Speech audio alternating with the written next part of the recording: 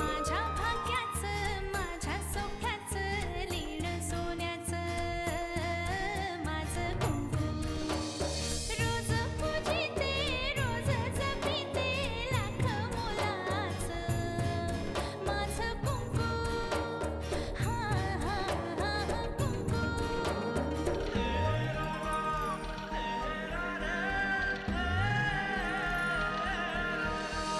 मन माझे घर झाले त्याचे मोर स्वप्नांचा दारी नाचे शब्द त्याचे अमृताचे स्पर्श त्याचे चांदण्याचे त्याच्या श्वासाचे त्याच्या डोळ्याचे गुज सांगते माझं कुंकू हा हा हा कुंकू हा हा हा कुंकू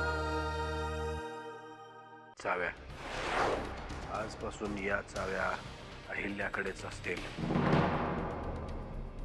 युगंधराबाईंचा नंबर मीच त्यांना दिला होता. जर तुमची इच्छा असेल मी तुमच्या मनाप्रमाणे वागावं तर तुम्हाला माझ्याशी लग्न करावं लागेल. तू मारलेली गोळी नरसिंहाचं काळी चिरून गेली. खरं तर मी सगळ्यात जास्त रागवलोय तो जानकीवरच. इतक्या दिवसात तिला मला साधा एक फोन नाही का ग करता आला. मी तुला दिलेलं वचन पाळलंय. तुझं घर तुटण्यापासून मी वाचवलंय. कामाचं काय झालं इंदुलकर? नुसत्या भेटीवर भेटी घडवणार आहे? सब्र का फल मीठा होता है वगैरे साहेब. इंदुलकर, उरलेली रात्र मला इथे म्हणी वाक्प्रचार आणि उखाणे ऐकायचे नाहीयेत. ऐकवणार नाही काय साहेब? आज दाखवणार आहे. अच्छा, एवढ्या रात्री मला इथे तारे आणि नक्षत्र दाखवायला बोलवलंय?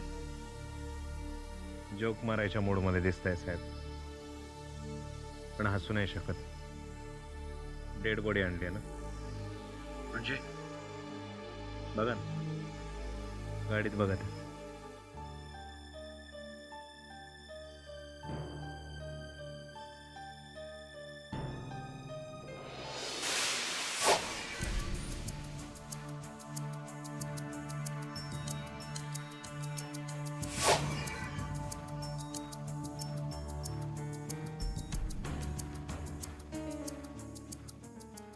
ओके ना साहेब? कसं मारलंस? गळा आवळून.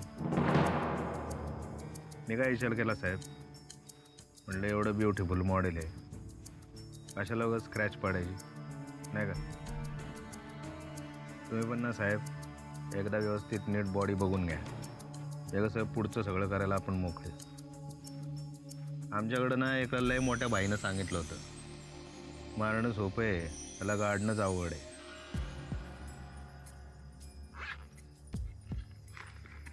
हे घे. ठरल्यापेक्षा थोडे जास्तच आहेत. बाकी सगळं व्यवस्थित झालं पाहिजे, विधीपूर्वक. काय कामाला आहे साहेब? वेगळेच माणूस आहे. आता म्हणजे शत्रूचं पण सगळं एकदम व्यवस्थित व्हायला पाहिजे, विधीपूर्वक. लय भारी आहे साहेब.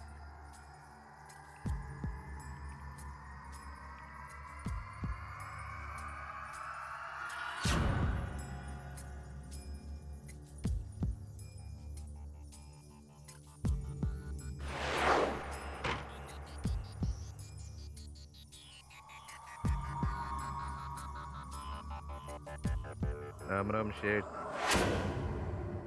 आज खूप दिवसांनी आठवण झाली तुला दादाची.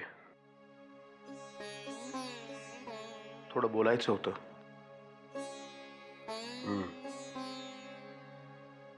बोल. दादा, मी ह्या घरात परत जरी आलो असलो तरी मी नोकरी करतच राहणार आहे.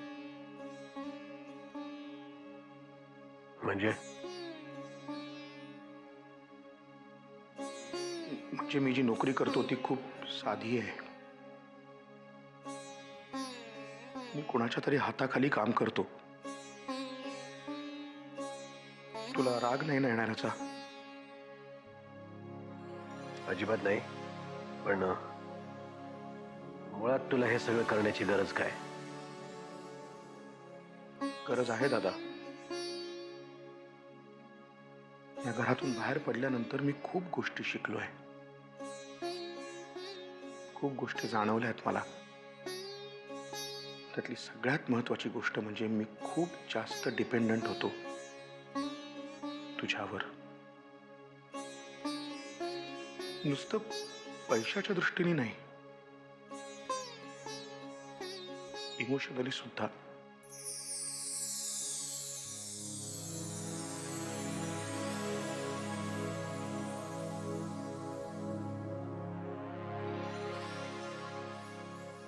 आणि तुला काय वाटतं? मी खूप प्रॅक्टिकल आहे, निर्दयी राजकारणी आहे. कदाचित जगासाठी मी तसा असे नाही, तसं वागावं लागतं म्हणून. पण वामन, अजूनही तू माझ्या समोर आलास की तो निर्दयी राजकारणी गळून पडतो. लहानपणी तुला ताप आला किंवा तुला काही लागलं की आई म्हणून नाही, दादा म्हणून तू रडायचास.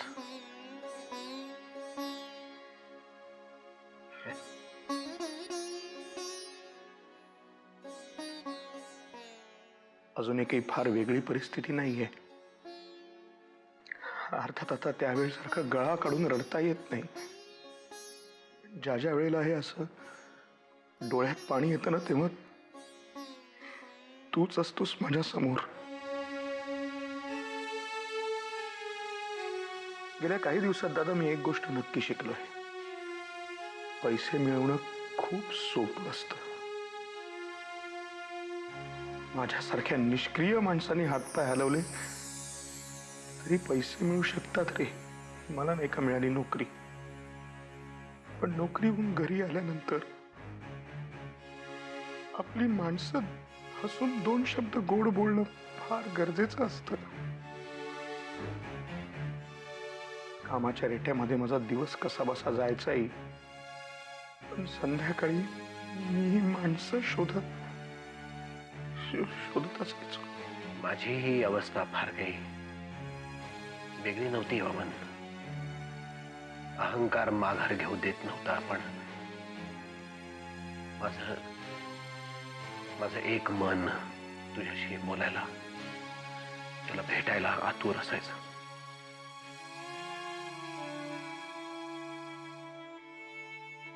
वामन, रोज संध्याकाळी तुझ्या खोलीत जायचो एकटाच.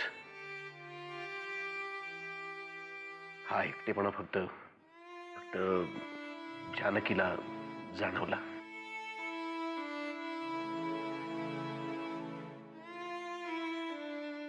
मग आता तिचा एकटेपणा तुला नाही जाणवत?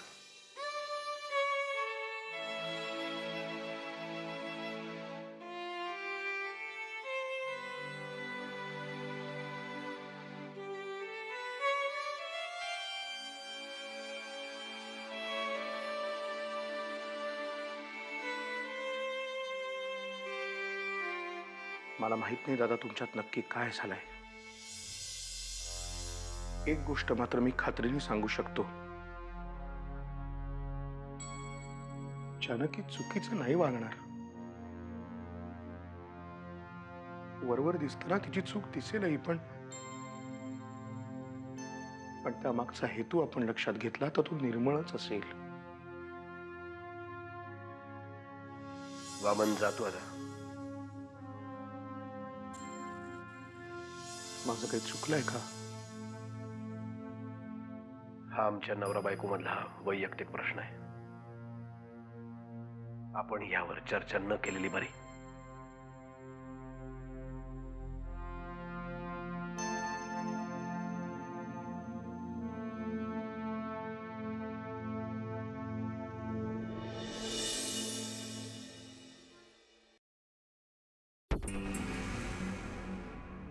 जानकी चुकीचं नाही वागणार.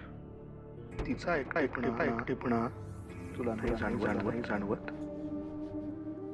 अरे बाबा, तू मला काय सांगतोय सगळं? ही सगळी स्टोरी मी लिहिलेली आहे, कळलं काय? मग मला एवढंच सांग, बॉडी दाखवली, कात्री पटली का त्याची? बस बस. हं? नाही नाही नाही नाही, तू तर काय करू नको. त्याचं पुढं काय करायचं ते मी बघतो. बॉडीची विल्हेवाट कशी लावतात, बॉडी कशी गाडतात, त्याची सवय आहे मला. हं? आता ठेव फोन, चल.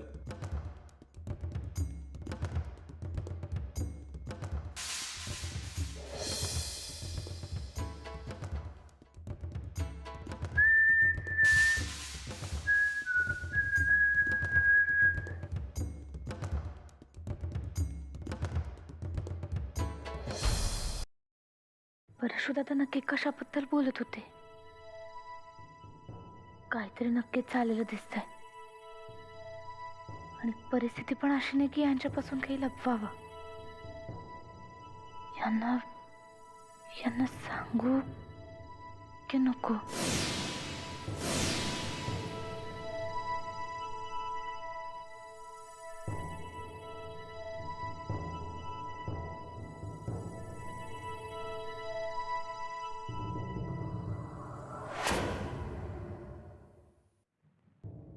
काय असं काय दचकलं एकदम रावण पाहिल्यासारखं? लक्ष्मण भाऊजी मी. काय झालं चेहऱ्यावर एवढी अस्वस्थता? काय प्रश्नचिन्ह काय चाललंय काय? मला एकदा सांगून टाका. तुमच्या सगळ्या संकटांचं निवारण करणार यो लक्ष्मण भाऊजी. काय नाही. काही नाही? एकीकडे काय नाही म्हणताय आणि चेहऱ्यावर तर अस्वस्थता दिसते, म्हणजे मनात काय तर चाललेलं आहे. काय चाललंय बोलून टाका. जानकी बहिणी,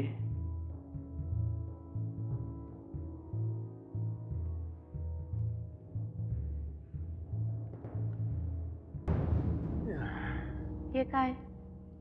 रामायणात कशी लक्ष्मण रेषा मारली होती लक्ष्मणानं, तशी आताच्या कलयुगामध्ये ही परशुराम रेषा मारली मी. ही रेषा ओलांडून जर बाहेर गेलात तर रामायण आणि महाभारतापेक्षा सुद्धा भयंकर गोष्टी घडतील बरं का. तुम्ही काय बोलताय ना, मला काहीच कळत नाही. तेव्हा सीतेला पण कळलं नव्हतं लक्ष्मण काय बोलतोय ते. बोंबलून बोंबलून सांगत होता बिचारा, वहिनी जाऊ नको, ह्यो दादाचा आवाज नाही. तरी गेली, ऐकलं नाही तिनं. तुमची बडबड ऐकायला माझ्याकडे वेळ नाही. वहिनी, सध्या घरामध्ये जे काय चाललंय की नाही ते खूप आहे.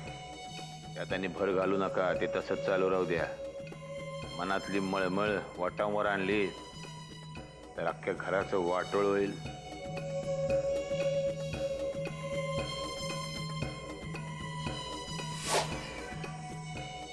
काही झालं तर मी यांना सांगणारच. मग रामायण घडू देत नाहीतर महाभारत, मला काही घेणं देणं नाही. मी यांना सांगणारच.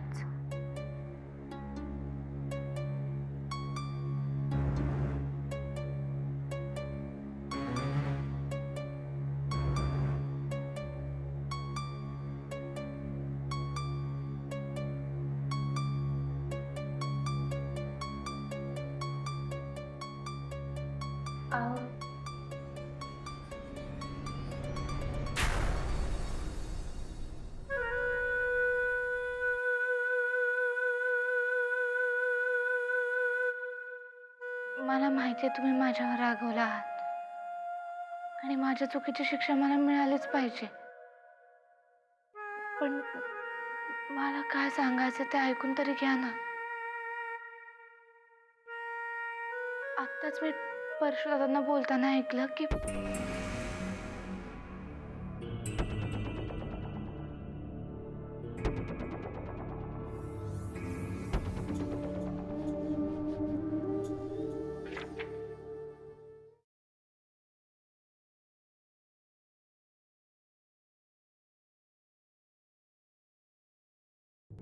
बाबा तुम्ही इथे? का येऊ शकत नाही? नाही तसं नाही हो, पण म्हणजे यावेळी कसा चाललाय तुझा अभ्यास? आणि बास्केटबॉल विषयी बऱ्याच दिवसात काही ऐकलं नाही. अभ्यास चांगला चाललाय. बास्केटबॉल जरा थंड आहे. पण मला बरं वाटलं तुम्ही इथे येऊन माझी चौकशी केली. कामाच्या व्यापात बरीच छोटी मोठी कामं बाजूला पडली होती. अरे तू पण? मला यांच्याशी थोडं बोलायचंय. मी जाऊ का? कुठेही जाण्याची गरज नाहीये. मला कोणाशीही काहीही बोलायचं नाहीये. अमृता, त्यांना म्हणावं हवं तर माझ्याशी बोलू नका, पण माझं बोलणं तर ऐकून घ्या. ना मला हिच्याशी बोलण्यात रस आहे ना हिचं बोलणं ऐकण्यात. मी काही इकडे माझं गाऱ्हाणं मांडण्यासाठी आले नाहीये. मला जे काही बोलायचं ते आपल्या घरासाठी. तिला म्हणावं आजपर्यंत या घरासाठी खूप काही केलंस, आता जास्त डोकं चालवण्याची गरज नाहीये. हवं तर यापुढे माझ्याशी नका बोलूत, पण मला काय म्हणायचंय तेवढं तरी ऐकून घ्या ना. बाबा तुला काय म्हणायचं ऐकून तरी घ्या ना.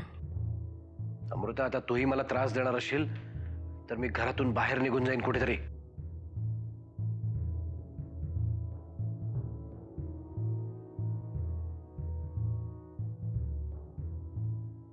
जानकी, मला वाटतं आजच्या दिवस तू माझ्याबरोबरच झोप. तुला जे काही बोलायचंय ना आपण उद्या बोलू. नाही, हवं तर मी त्यांच्या शिव्या खाईन, बोलणी खाईन, पण आता त्यांच्यापासून दूर नाही राहू शकत. ठीक आहे, पण आजच्या दिवस फार काही बोलू तरी नकोस त्यांच्याशी. म्हणजे अगं आई पण असंच करायची. काही दिवस शांतच राहायची. मग बाबांचं डोकं शांत झालं ना की ते स्वतःहूनच बोलायला यायचे. मला नाही वाटत त्यांचं डोकं आता शांत होईल म्हणून.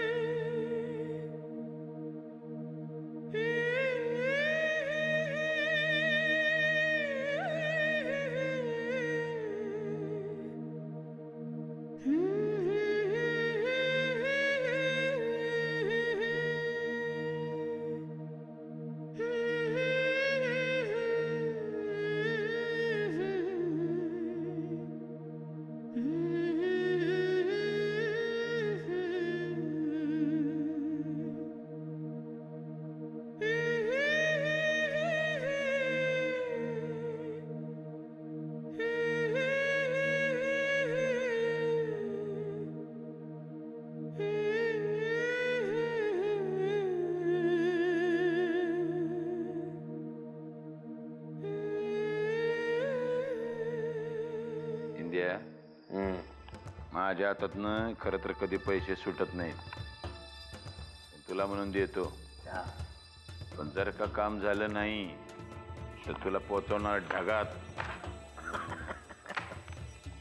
अहो काय चिंता करताय शे? अहो त्या वाकणीसांनी मला पैसे दिले त्या वनिताबाईला मारायला, आणि तुम्ही मला पैसे देताय तिला मारू नये म्हणून. कोणाच्या पैशावर वजन ठेवणार तू? अहो तुमच्याच.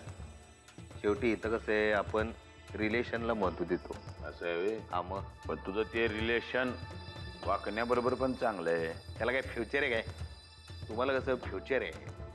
तुम्ही लंबी रेस का घोडा? अरे माझ्या पट्ट्या, खरं बोलला तू. तुला सांगतो इंडिया, मी उद्या जर मुख्यमंत्री झालो की नाही तर तुला करणार संरक्षण मंत्री. म्हणजे काय, आता काय युद्धाला पाठवणार का काय? अरे लेका, युद्ध करायला शत्रू लागतोय, तो पण मीच देणार. म्हणजे शिटी मार. हा? अरे शिटी येते की नाही, मार की लेका. तुझ्या या शिटीनं गल्लीतलं कुत्रं पण येणार नाही. तोंडात बोट घालून मोठ्याने मार. काय तुम्ही? आता मी दाखवतो. याला म्हणतात शिट्टी. आता काय? काय झालं तिकडे बघ. कुठं? शी आली आणि ती पण आली.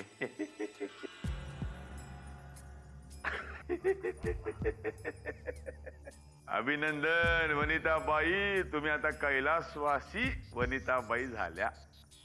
तेव्हा त्या वाकणीस नावाच्या कुत्र्याला घाबरायचं कारण नाही.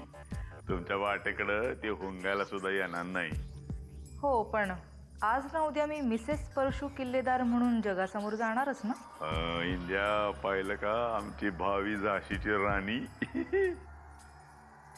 तुम्ही दोघं मिळून काय माझी चिता रस्ताय काय? काय झालं काय? नाही म्हणजे वाकणीसाठी ही वनिताबाई आजपासून गेली आणि तुम्ही जर तिला परत जगासमोर आणली तर तू माझी वाट नाही लावणार. त्याच्या आधीच गोळी घालणार.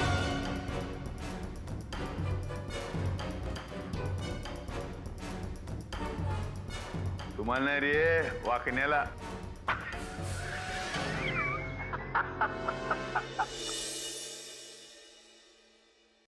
पांडू दादा, त्या हातातलं काम पहिल्यांदा बाजूला ठेवा.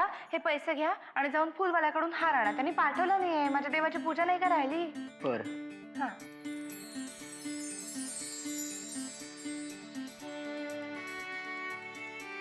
जानकी, मला पण पैसे दे ना. माझे महिन्याचं पाकिट मी घेतलंच नाही. अगं पण माझ्याकडे नाही आहेत. म्हणजे मी तिजोरीमध्ये पाकिटं भरून ठेवली होती ना. हो अगं, पण मी नाही घेतलं तेव्हा आणि आता मला हवे आहेत. दे ना. मग आता तुला आईला त्यांकडूनच घ्यावे लागतील, कारण चाव्या तर त्यांच्याकडे आहेत. अरे बापरे, नाही नको. थोडे आहेत माझ्याकडे. आजचा दिवस तेवढेच पुरवते. हा, थांब. हे धर. पुरव, माझ्याकडे एवढेच आहेत. की आई पण माझ्याकडचे पैसे संपले ना की असेच तिच्या पर्समधले मला काढून द्यायची. त्या पैशाची मजा काही वेगळीच असते ना. थँक्स. येते मी.